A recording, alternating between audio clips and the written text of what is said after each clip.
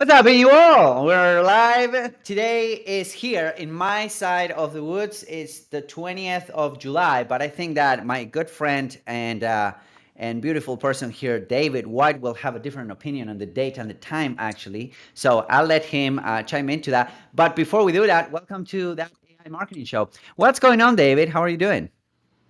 It is officially tomorrow for me. Is the it's how we call it. We don't say today; it's tomorrow. Doing good, man. Doing good. Let's talk about AI. That sounds good.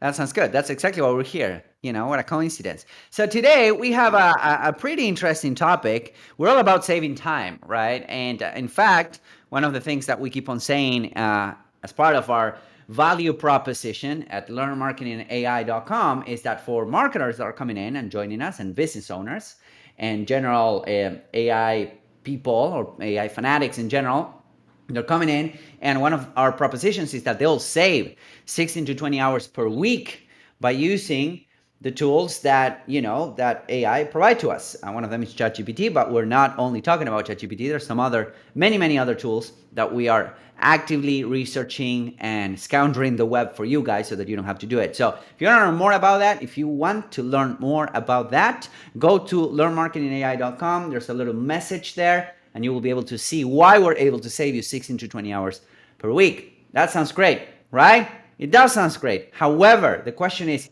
what do you do with those 16 to 20 hours per week that now you get back? Do you chill? You watch Netflix like Family Guy all day? No, that's not what you do. We have some better ideas for you, silly marketer, that you can actually use to become a better marketer and be more awesome and make more money. So, what do you think we talk about that, David?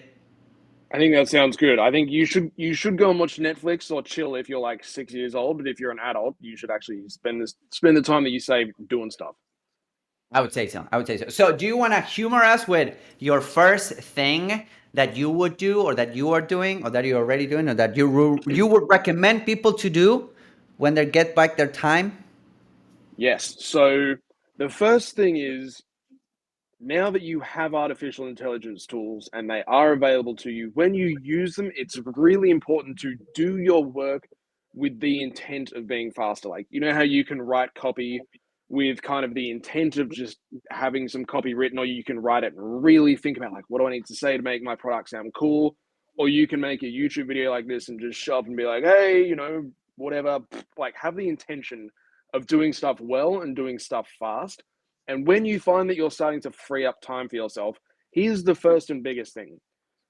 You know all those books that old dead guys used to write, like breakthrough advertising, scientific advertising, Ogilvy on advertising, pretty much everything that Dan Kennedy wrote. He is old, but he's not dead yet, thank God.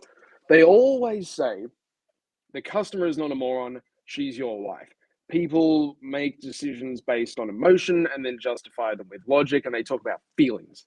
Like, people decide that they feel like they want your product, and then they kind of justify, like, oh, I'll go and buy this because it's only 5 grand or whatever.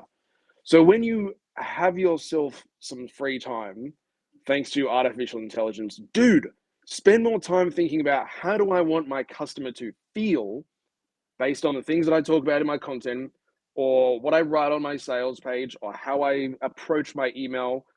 Think about, how do you want your customers to feel when you start talking about your product.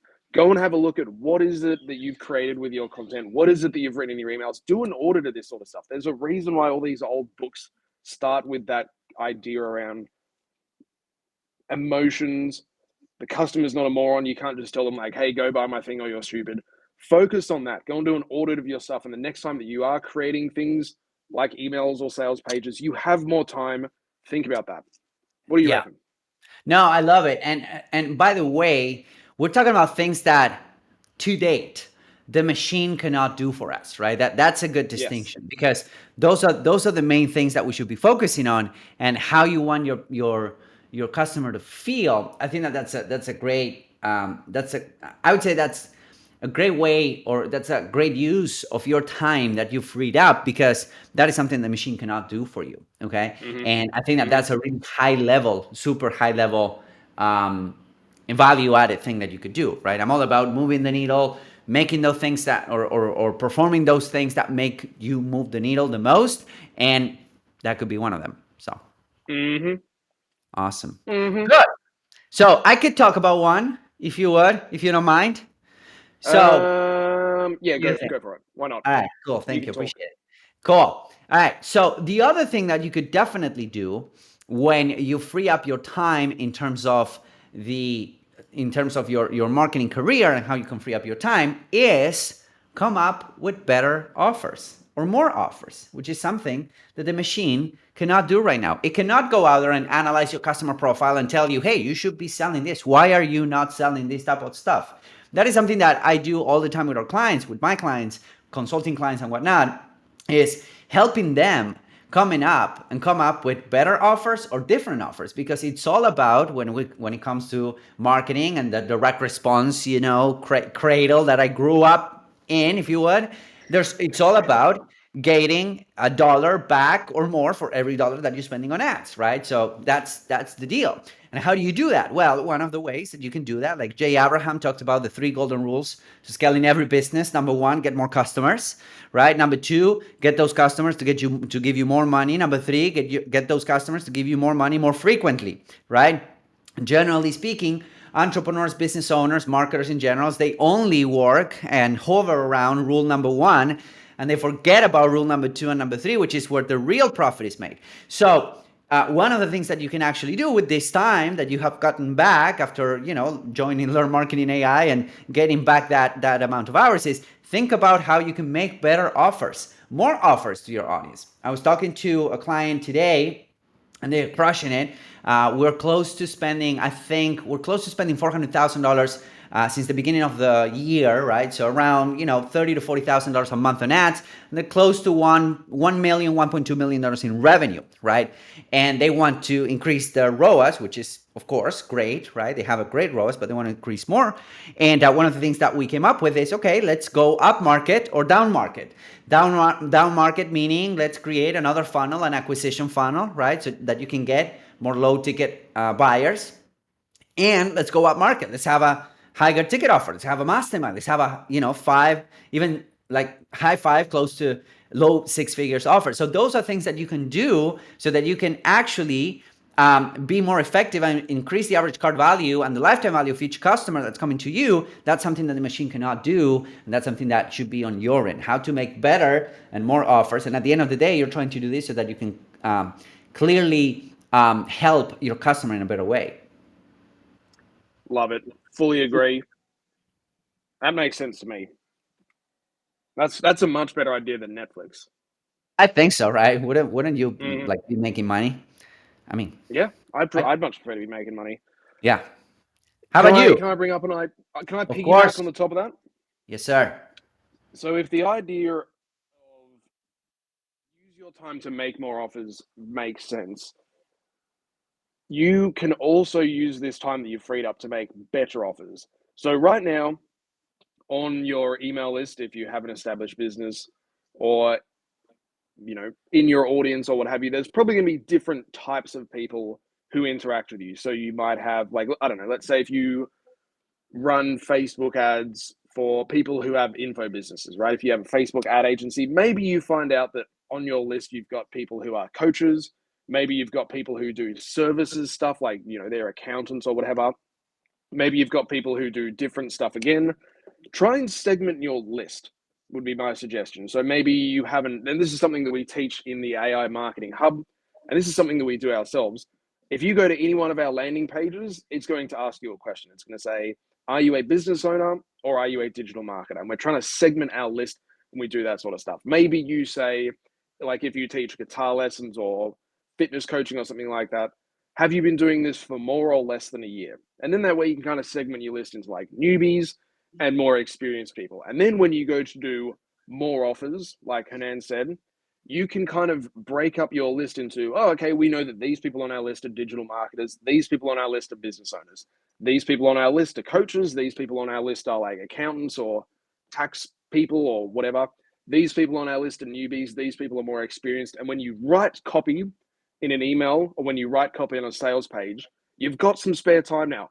Make two versions. This is insanely important. think about an experienced weightlifter versus like someone who's brand new. If you have a weightlifting product or a guitar teaching product, you don't want to show the same message to both of those people. And thanks to the restrictions of time, when you're running a business, you kind of have to write a sales letter for like your whole list. Now it'd be really easy to go to ChatGPT and say, hey, here's my sales letter about how to play lead guitar, or here's my sales letter about how to get clients.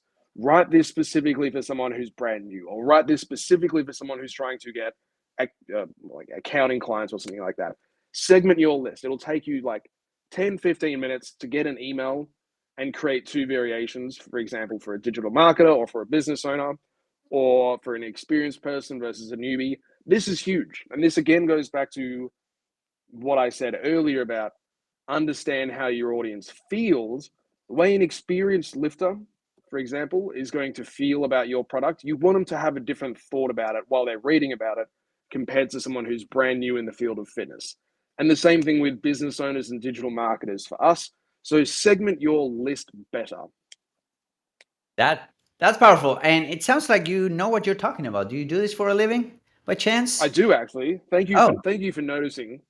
Um, you can refer to me as like the Steve Jobs of artificial intelligence if you want to. nice. I wouldn't be upset if you did that. Nice. All right, cool. I'll do that. I'll do that, Mr. Jobs. All right, cool. So I can chime in with another one that it just popped up in my mind Do it. because we're Do it. going off the cuff here. That's a lie, by the way. We have all of this scripted to the T. Um, Yeah. the next one is, as much as you want to figure out how to do better and how to create better and more offers. The other thing, and this is something that I learned from, my mentor, and, now I have the honor and pleasure of calling him a good friend, Frank Kern, is that there's always two things that you need to do if you want to grow your businesses. Number one, make more offers. Number two, create better content, right? So create content, make more offers, build an audience, sell them something, right?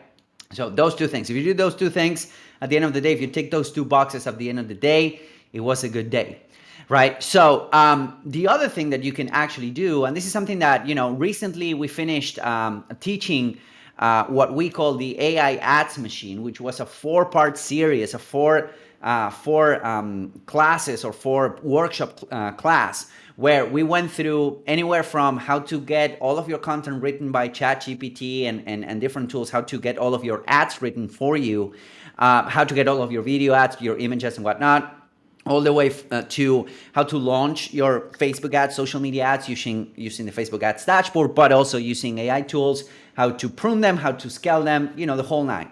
So we just finished that.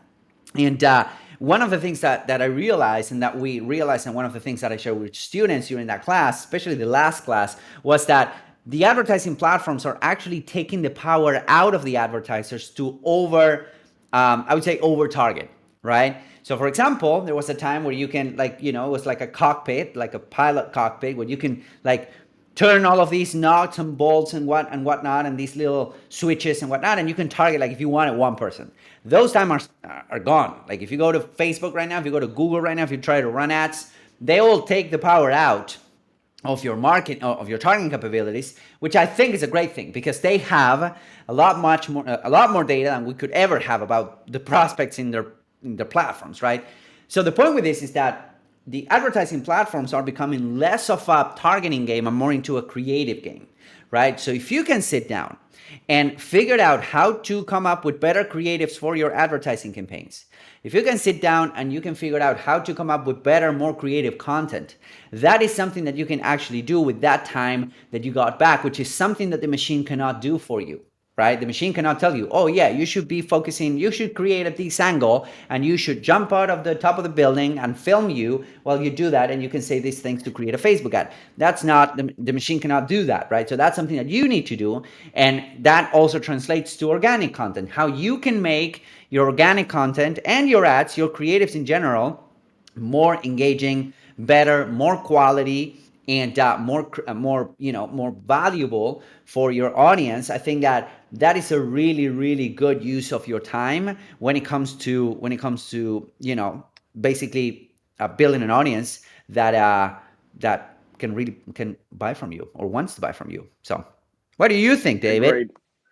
What was that old quote like? It was a story or something like that. I can't remember. But someone got challenged to cut down a tree, in 60 minutes and he spent the first 55 minutes sharpening his axe. There's Mhm. like some, I'm sure you know what I'm talking about. That is Yep. like the definition of if AI gives you an hour where it only took you 10 minutes before, just spend more time thinking, be more strategic. Of course, if you can do more work, like if you can do more content, if you can do more with email or what have you, you should. But if you free up an hour, spend a lot more of that time thinking. That's what I reckon. I agree with that. I agree with that. Okay, Hey, well, cool. I got one more thing. One more thing. I know I have to do this because otherwise you'll shout at me, which you did last week. All right. Every single week, we release. Sorry, every single quarter we release a report into what is working now with artificial intelligence for digital marketers.